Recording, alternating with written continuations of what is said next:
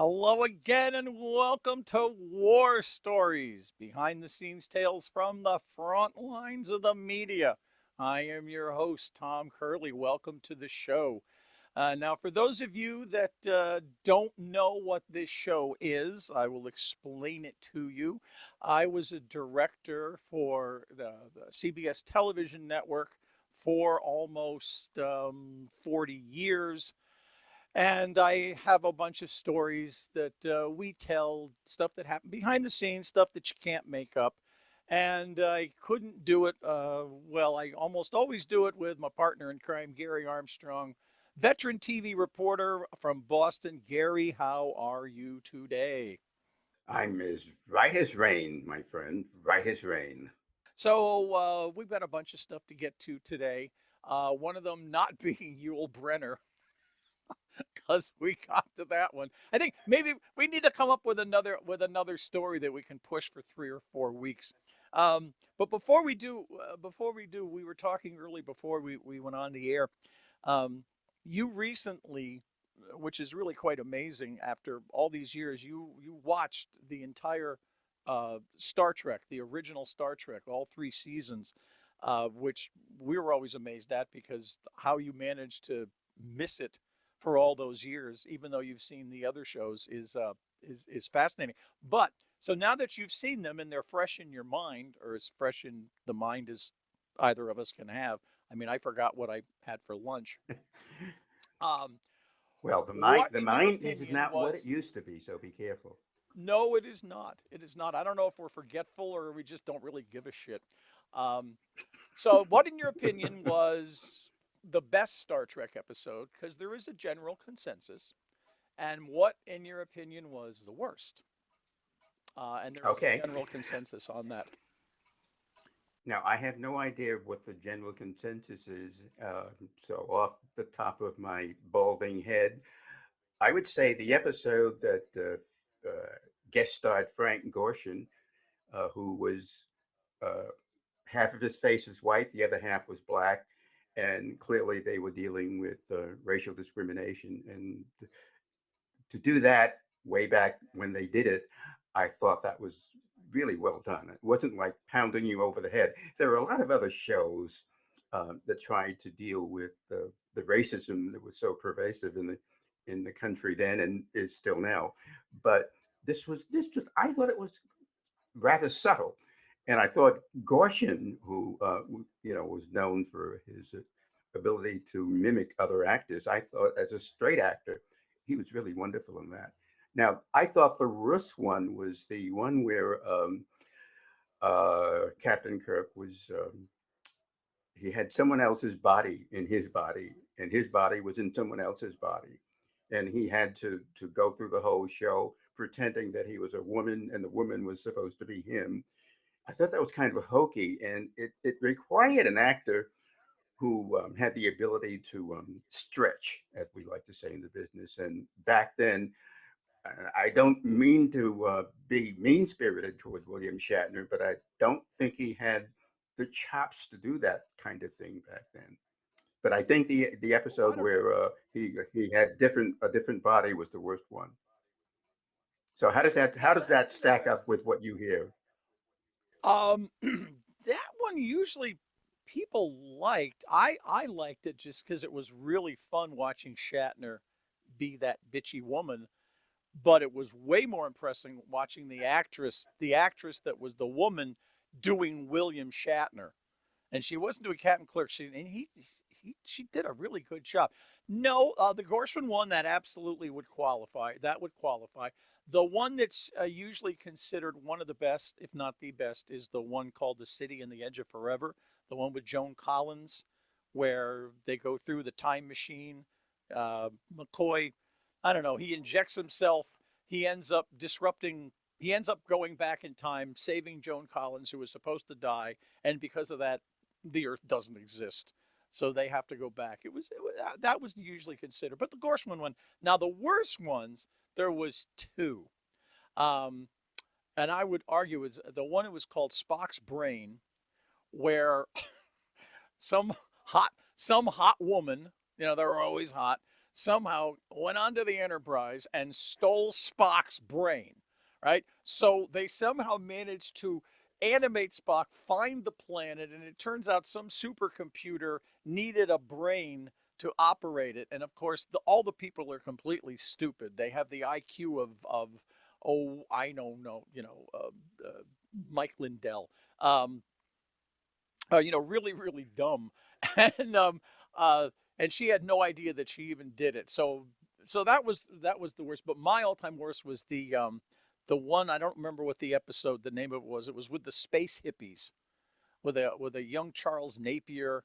It was about a bunch of space hippies that were trying to find Eden, and of course there was always some kind of a malevolent. Uh, I used to call them POBs, pesky omnipotent beings that would come in, and it was something evil, but it was like, and those episodes I'm pretty sure were done. Believe it or not, there was one season where Gene Roddenberry, it might have been the third season, I'm not sure, where Gene Roddenberry didn't produce the show.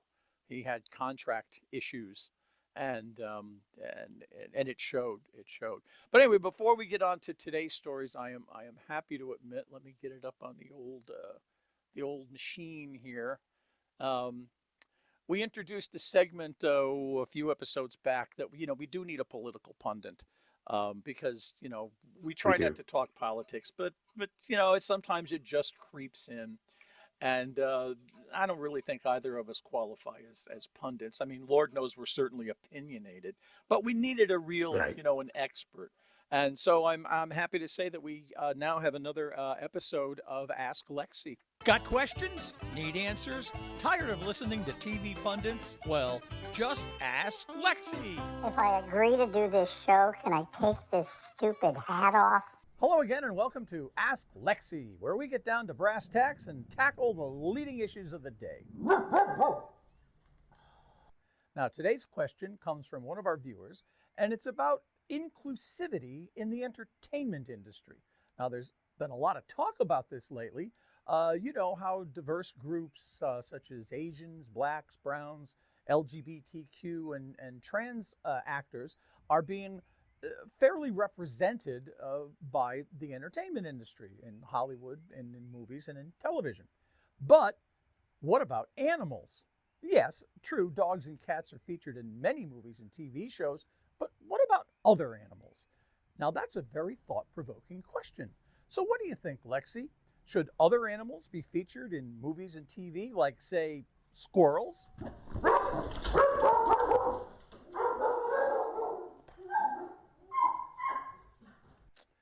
Okay, well, thanks, Lexi, I think. If you have any questions for Lexi, just leave them in the comments section below and we'll get to them on future episodes. Well, that's all for this episode. See you next time on Ask Lexi. Got questions? Need answers? Tired of listening to TV pundits? Well, just ask Lexi. If I agree to do this show, can I take this stupid hat off? I love it. CNN will be calling. Lexi is going to CNN, boost yeah, their CNN will ratings. be calling. Yeah, she's going to get her own town hall, and it will be filled with nothing but dogs who just bark constantly. Good Lord. Um, so what do we got on tap for today? You sent me a couple of interesting things, and we talked Yeah, about I what was we were going to looking talk at, about. I think I sent you that demo tape, and it's mostly the work I did, I think, in the last 3 or 4 years of my career. And it, not the best, but they were interesting. And they included some of the video from that series that I've mentioned from time to time, the Walter Mitty series that I did back in the early '70s. And all of this harkens back to it just dawned on me. I told you the mind isn't what it used to be. I received a lifetime achievement award. Now you've been in the business a long time. Now you know when someone receives a life achievement award, that means you're gone. That's the end of your career. I mean, it's like they're doing a eulogy for you. Right? It's very nice. People surround you and say nice things, but the life achievement award usually means don't look back. because it's all over. But the Walter Mitty series is in there, and you have glimpses of me jumping out of an airplane. You have glimpses of me doing a bunch of other things, and it reminded me of the early part of my career in Boston. And you'll appreciate it because you know when you're at the very beginning of things, you just think the world is yours to conquer. And as a new reporter in Boston, they decided they were going to, really make me shine. So they came up with this Walter Mitty series, which essentially is what would what would you do if you could have anything in the world? And at that time, they said skydiving, make him a jockey, let him fly his own jet plane, and a few other things. And looking back at that, I remember how off the wall it was. The news director always said, "I want your stories to be bizarre." And I used to say, "But what about the facts?" And he said, "I want you to be bizarre." And of course, the station was running third in a three-station market at that time, and they wanted viewers. So the word was "be bizarre," and I was bizarre. One of the first things we did was the skydiving thing in Orange, Massachusetts, and we have you ever skydived, Tom? No. And I know many people that have, and I've always wanted to. I took flying lessons. I actually learned to fly, so I'm not. It's not like I'm afraid of heights. It's just that I was 99% sure that that parachute would open, but I wasn't 100%. And I just, again, learning to fly, as somebody says, wait a minute, you're going to jump out of a perfectly operational airplane? Um, Normally that's the thing you're supposed to do when you don't have any choice. But so no, I never have. So you did it. What was it like? Well, What you was it just like? you just got the nub of the story. You're being sure that the parachute is going to open. First of all, I took the classroom lessons in the morning. What if you're doing this as just a normal person who wants to skydive? You have your classroom lessons, and then 2 or 3 or 4 days later, you actually do the dive, the jump rather. Well, I took my lessons in the morning, and they said you'll be jumping in 2 hours, and I said, wait a minute, I'm not quite sure about all the things you told me.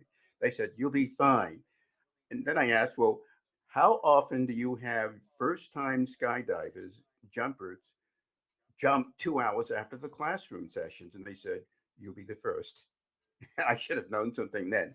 Well, we had this is when I really felt, oh, no kidding.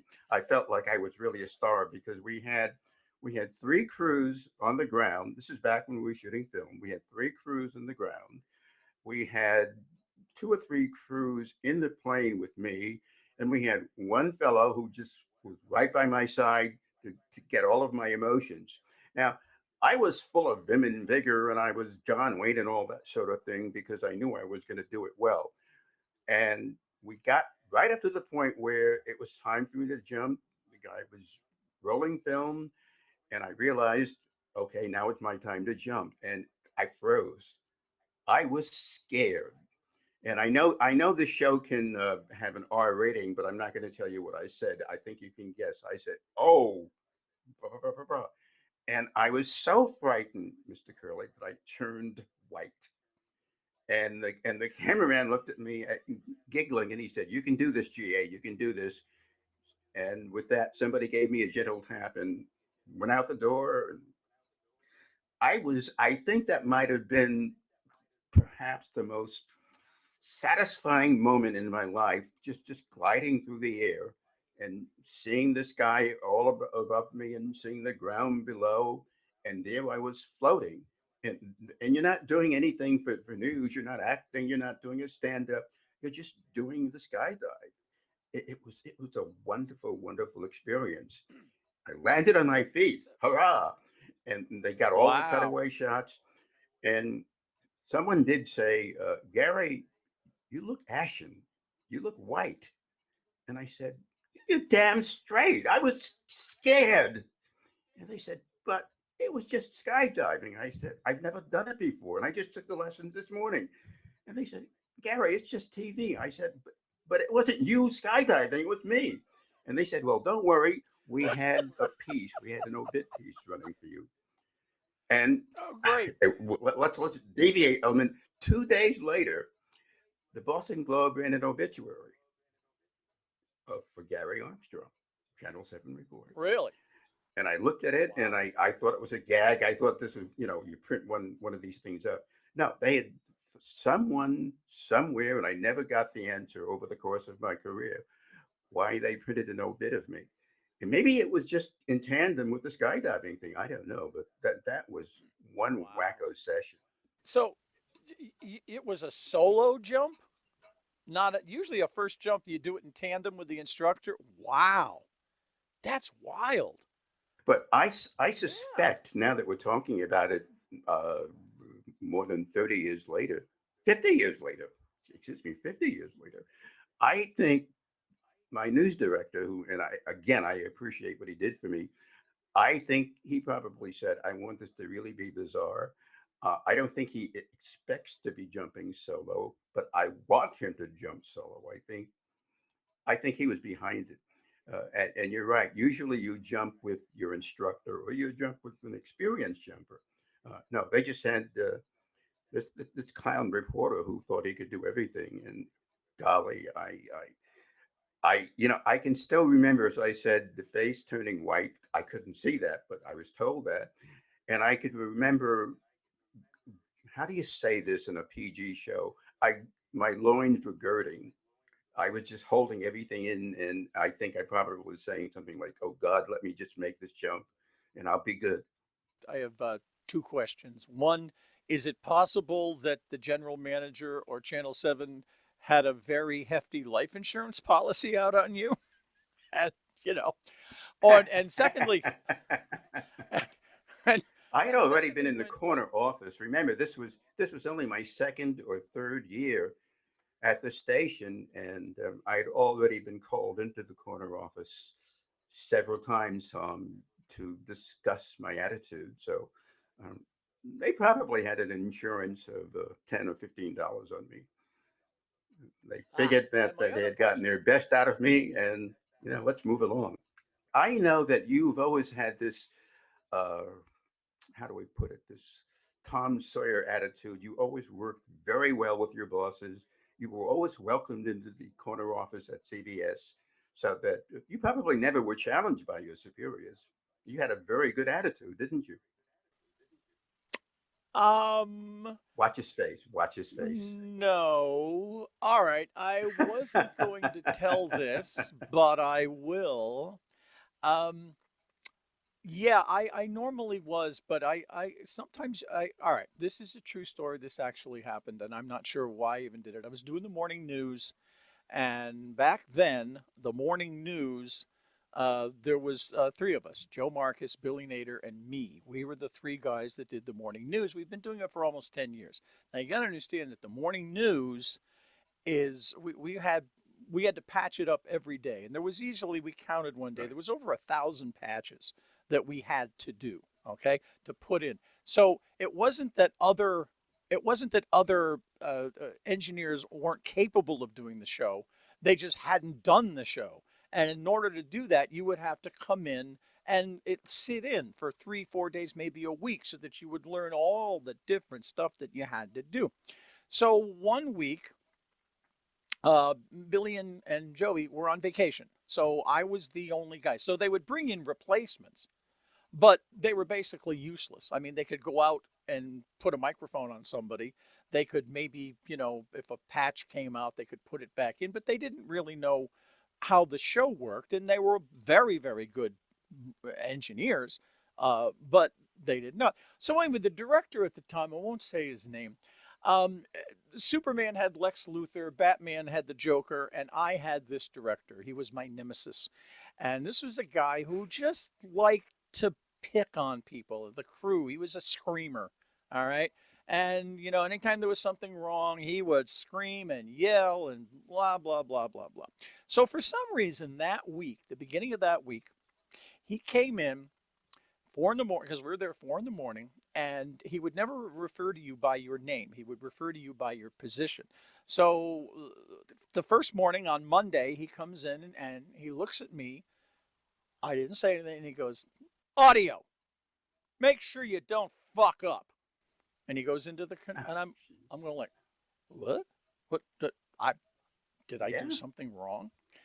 And my boss, my immediate boss, looked, and I went, "You know, I'm not going to call in sick, because if I don't come in, nobody's, nobody can do the show because they haven't done it." Next day, same thing. The third day, while we're on the air, we'd be on the air and he'd go, "Audio." And I'd look, hello, and I hit the, the intercom key and I say, "Yeah, can I help you?" "Don't ever make me have to call you twice." And I'm like, what is this guy's problem? And each day, at the end of each day, uh, I look at my boss and I said, the only reason I am not calling in sick is because I respect my fellow technicians. We are brothers. Well, it came to be Friday. So we're on the air, and he did something. I don't remember what it was, but it put me over the top. And the problem is I don't get mad often, but when I do, you wouldn't like me when I'm angry.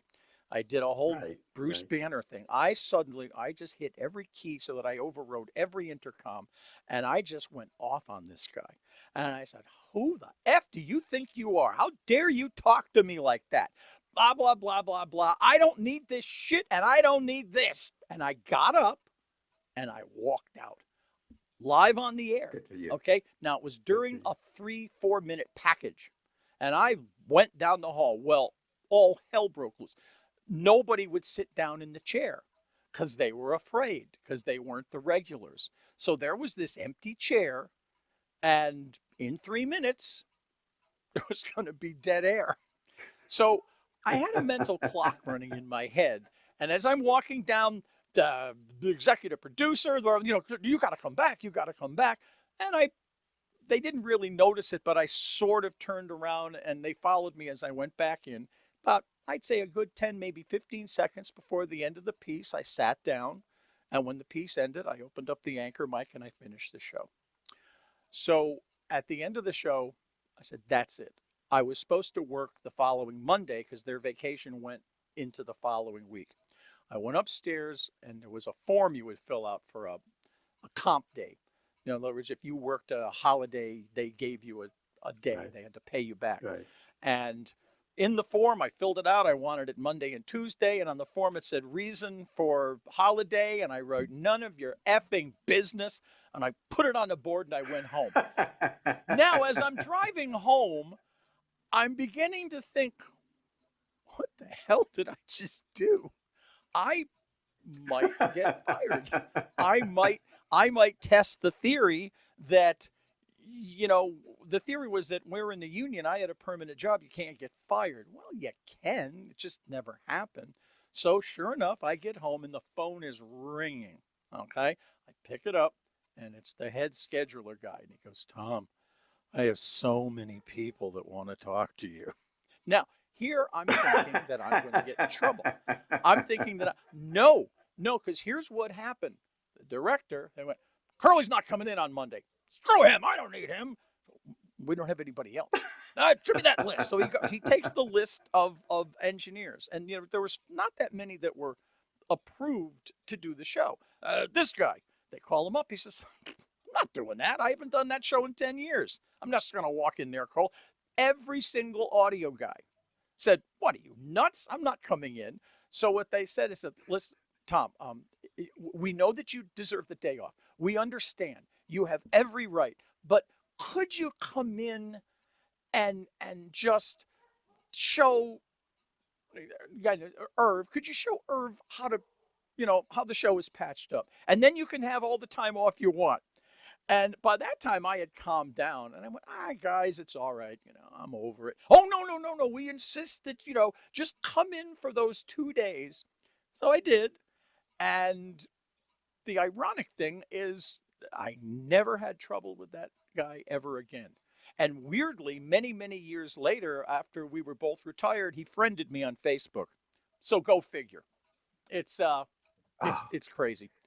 And it speaking of is crazy, crazy, and I had this same thing happen to me, and the only comparison I'm making here is I was contacted by someone who wasn't very kind to me during his tenure as a news director, and I won't mention his name, but I also received a request to be friended by him, and I just couldn't be that much of a hypocrite. Your story reminds me of something that happened to me. I was infamous for going over my allotted time for my packages, and I really never did it on purpose. I always got so involved with the story, and I always wanted to make sure I got all the layers in, and inevitably my pieces ran over.